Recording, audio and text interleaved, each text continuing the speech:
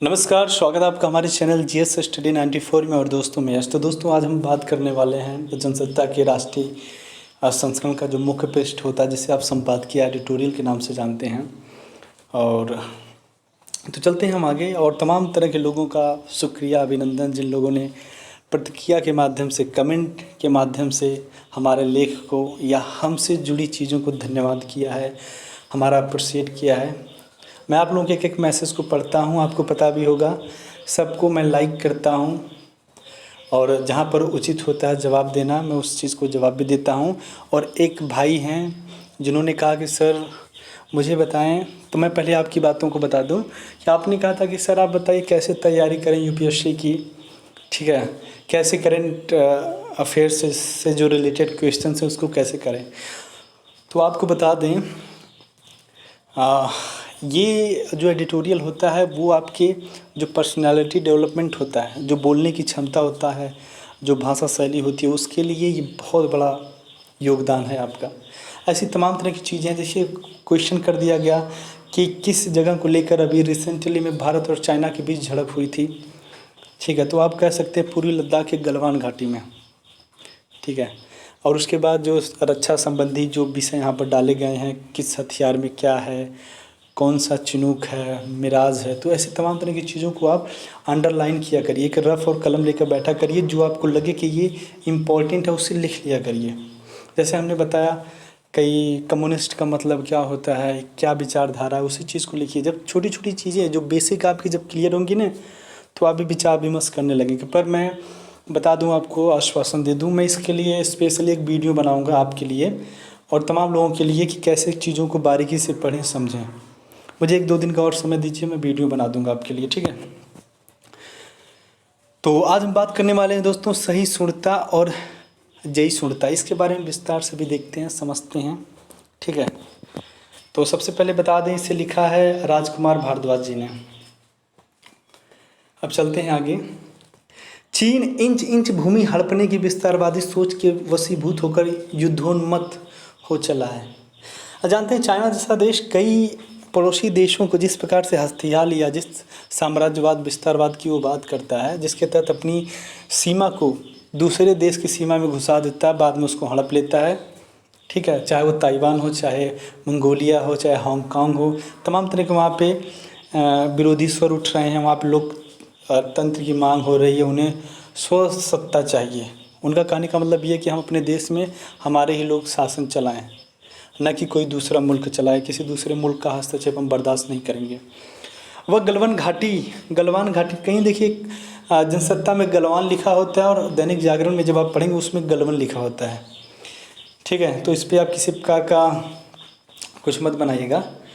अपने 40 से अधिक जवान गंवाने की लज्जाजनक पीड़ा से गुजरने के बाद भी आत्मचिंतन की ओर नहीं लौटा। चीन इस पर भी विचार नहीं कर पा रहा कि विश्व के सभी देशों के लिए वह क्यों अछूत होता जा रहा है। तो दोस्तों, जिस तरह से वैश्विक स्तर पर चीन की साख दिन प्रतिदिन गिरती जा रही है, ये उसके लिए एक बहुत बड़ा विषय है, आत्मचिंतन करने के विषय है कि क्या कारण है कि तमाम तरह के देशों में मेरे प्रोडक्ट्स को बायकॉट किया जा रहा है। और सबसे ताकतवर दुनिया का जो देश है अमेरिका, तमाम तरह के उसके प्रोडक्ट को प्रतिबंधित कर रहा है, उसकी नीतियों की आलोचना कर रहा है, उसके कई वैश्विक मंचों से उसे क्रिटिसाइज़ कर रहा है, उसकी अवहेलना कर रहा है। क्यों ऐसा हो रहा है? खुद उसके ही पड़ोसी मुल्क उसे दोयम दर्जे का भी नागरिकता देने से बच रहे हैं। क्यों ऐसा हो रहा है? और भारत जैसे देश ने क्यों उसके 59 एप्लीकेशंस को बैन किया? से तमाम तरह के मुद्दे हैं जिस पे वो इस समय आत्मचिंतन कर रहा है। पाकिस्तान और उत्तर कोरिया जैसे देशों को अपना मित्र बताने में किसी ग्लानि का अनुभव नहीं करता। अब सोचिए, यदि आपका जो साथी है, जो आपका बेस्ट फ्रेंड हो, वो अवांछनीय मानसिकता के व्यक्ति हो, तो फिर जो आपके साथ जो सही लोग जुड़े होंगे वो भी हट जाएंगे। अब सोचिए, यदि उत्तर कोरिया को कोई उकसाता है, यदि कोई सपोर्ट करता है किम जोंग उन को, जो पूरा वैश्विक रूप से देखा जाए तो किसी भी देश के लिए वो सही नहीं है। जो उसकी नीतियां हैं, जो उसकी चाल हैं, आने वाले समय में दोस्तों पूरी दुनिया को खतरे में डाल सकता है। और ऐसे देश को चाइना जैसा देश सपोर्ट कर रहा है, एक तरह से अपना, उसे नहीं होता है कि भैया ये हमारे साइडो हैं, ठीक है, होता है ना हमारा, जैसे नहीं किसी अपराधी छवि के व्यक्ति को कुछ लोग गार्ड करते हैं, ठीक है, एज अ सिक्योरिटी गार्ड जैसे आप बोलते हैं, तो उस तरह वो बनाना चाहता है कि जो कार्य मैं न कर पाऊँ वो मैं उत्तर कोरिया जैसे देश से करा पाऊँ। चीन की मानसिकता के संदर्भ में यह आवश्यक चला कि काल की तुला पर सहिष्णुता और जयशुणता का तुलन हो। पंडित दीनदयाल उपाध्याय ने मानव एकात्मवाद के दर्शन में सहिष्णुता और जयशुणता की मीमांसा करते हुए उनका मात्रात्मक वर्णन भी किया है।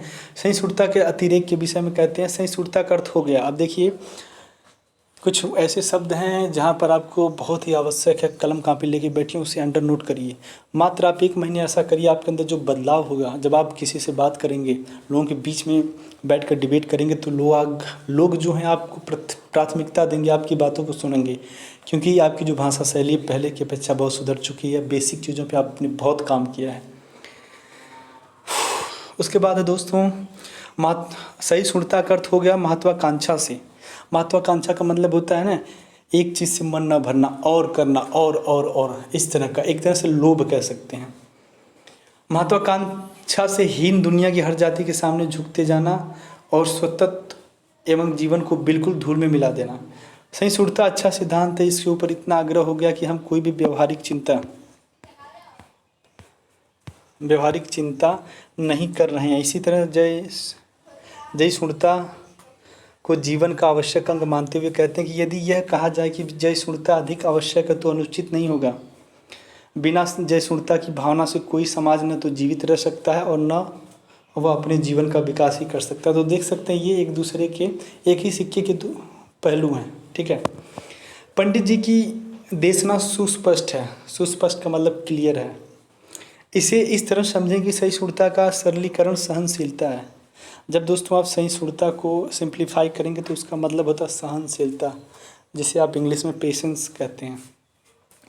यह जीवन में आवश्यक है। पृथक पृथक भौगोलिक, जलवायु, वातावरण, परिस्थिति, कालखंड, आवश्यकताओं, दायित्वों आदि कारकों की वशीभूत हो मानव का विकास हुआ। इसलिए मानव के विभिन्न समुच्चय और समुदायों का विकास क्रम अन्यायों से भिन्न प्रतीत होता है। समुच्चय का मतलब होता है कड़ी जैसे जुड़ी नहीं होती, जैसे हम अलजेब्रा में समुच्चय पढ़े थे, वही चीज़ है।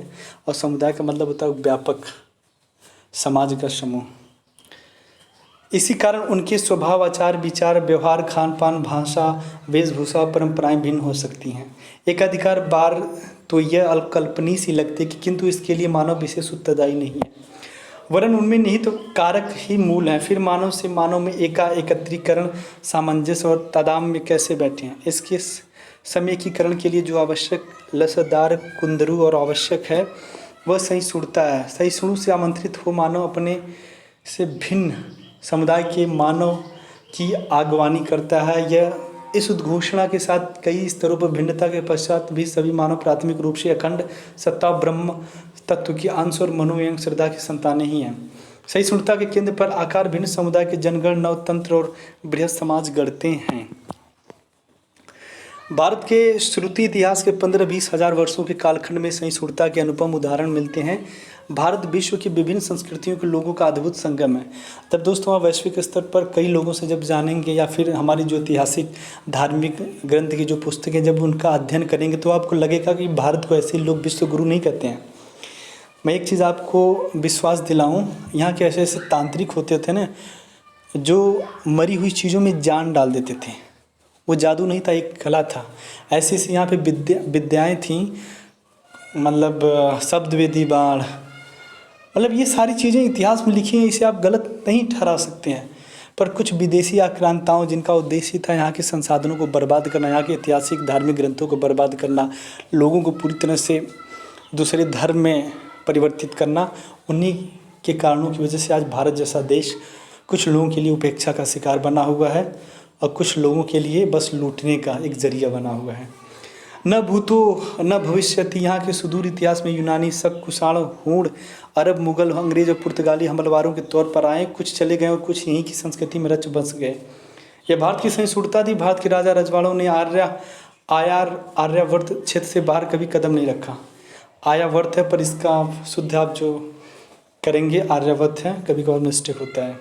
उन्होंने केवल अपनी धरती की रक्षार्थ संघर्ष किया, किंतु यूरेशिया, यूरोप, अमेरिका, अरब और अफ्रीका आदि खंडों का रक्त रंजित इतिहास बताता है कि एक मिनट कि वहाँ सहिष्णुता का स्पर्श भी नहीं था। वहाँ अल्प विवादों में भाई भाई से घात करता था, रक्तपात की संस्कृति से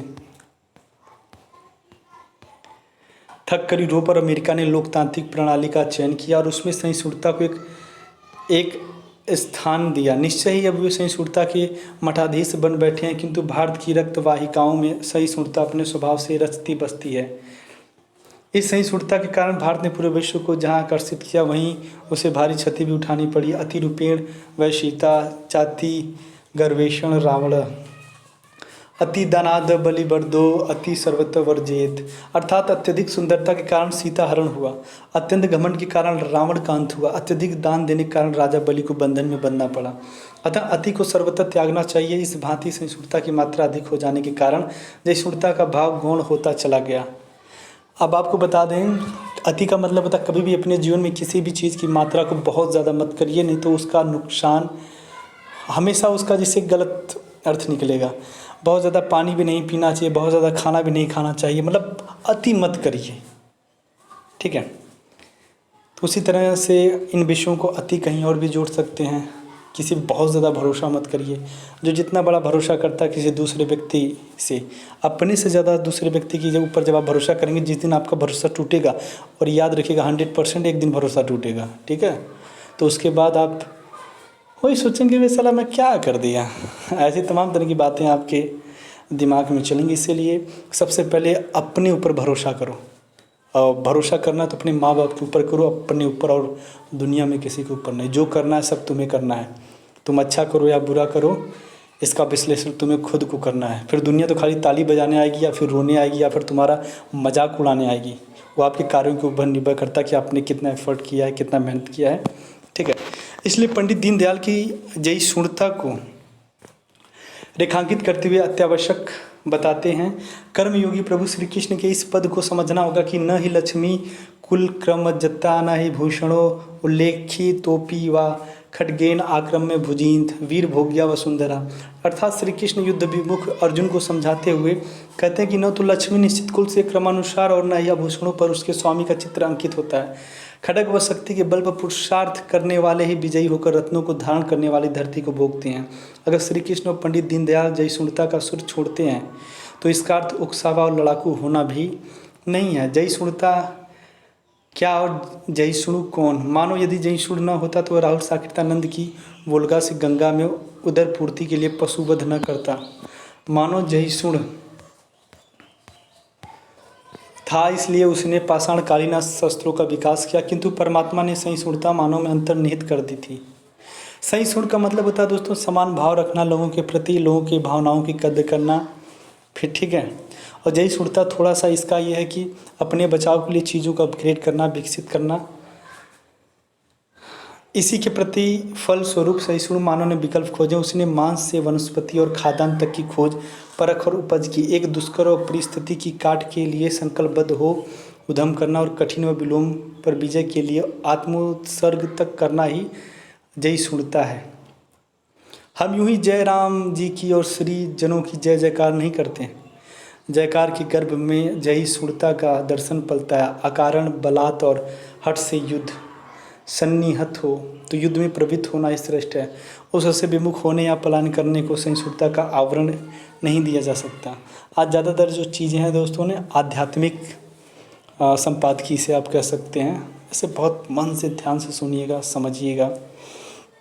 इसे समझने के लिए आपको अध्यात्म की ज़रूरत होगी। चीज़ों को कड़ी के रूप में जोड़िएगा। हो सके तो अपने दिमाग में जो भी आपके मन में विचार उठें कि यहाँ पे इसका जो एग्जाम्पल है बेस्ट है, उसे आप रखिएगा। जो मानव मात्र आहार के लिए संघर्ष करता था वह चांद तक जा पहुंचा। साधन से साध्य तक की यात्रा के लिए मानक और आदर्श तय किए हैं। ऋषियों और मुनियों की तपस्या उन मानकों क्या बताएं, कोई ना कोई आ जाता है, सॉरी। इसलिए आज थोड़ा वीडियो बड़ा तेज़ बना रहे हैं। अब यहाँ पे देख सकते हैं जगदम्बा जानकी का यही प्रण है कि वह वर्ण तो वीर का ही करेंगे जिसमें पिनाकाध्यवंश की शक्ति और क्षमता होगी। इतना कठिन संकल्प सहिष्णु ही कर सकता है, अन्यथा बिन ब्याही ही भली। व्यक्ति अगर सहिष्णु न होता तो पाइथागोरस की प्रमेय कैसे सुलझती। आर्यभट्ट जैसे वैदिक कालीन गणितज्ञ उलूक और जतुका की भांति रात्रि पर्यंत व्योम को निहारने की जयसूरता न दिखाते तो फिर कैसे तारामंडल का नामकरण और गणना होती। आज अरबों डॉलर खर्च करने वाले नासा और 25 रुपये के पंचांग की गणनाएं एक समान होती हैं। प्रत्येक कठिन परिस्थितियों से संघर्ष करते हुए पवित्र उद्देश्यों मानकों और आदर्शों के लिए जय जय जय विजय की एकोवन कामना से किया गया कार्य ही जयसूरता है। दोस्तों आपको बता दें ऐसे तमाम तरह की गणनाओं का जिक्र मतलब साइंटिफिकली या देखें एक्यूरेट है, एकदम करेक्ट है, ठीक है, जो हमारे धार्मिक पुस्तकों में बहुत पहले हमारे देश के ऋषि मुनियों ने लिख दिया है और आज उसी पे लोग रिसर्च कर रहे हैं।